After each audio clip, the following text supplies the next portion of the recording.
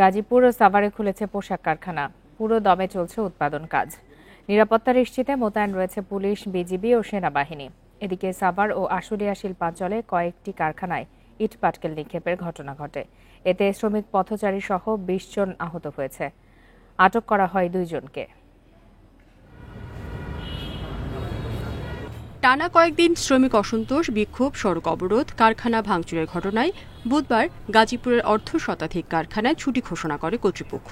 পরে সরকারের আশ্বাসে বৃহস্পতিবার সকালে খুলে বেশিরভাগ কারখানা। কারখানায় নিজস্ব নিরাপত্তা কর্মী ছাড়াও প্রায় ১,০০০ শিল্প পুলিশ মোতায়েন করা হয়। এছাড়া টহলে থাকে বিজিবি ও সেনাবাহিনীও।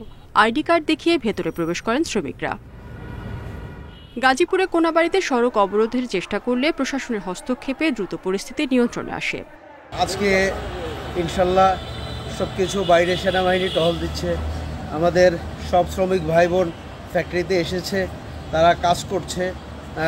আজকে প্রত্যেকেই স্বতঃস্ফূর্তভাবে কাজ করছে। এখানে ছোট ছোট বিক্ষিপ্ত ঘটনা হয়েছিল। আমাদের ফ্যাক্টরির অভ্যন্তরে যারা সাধারণ খেটে খাওয়া ওয়ার্কার, এরা সবসময় চাচ্ছে যে গার্মেন্ট প্রতিষ্ঠানটা বেঁচে থাকুক।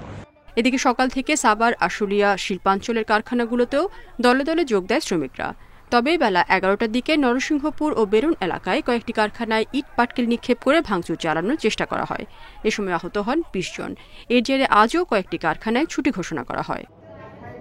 রেশমি নন্দী, ইন্ডিপেন্ডেন্ট নিউজ।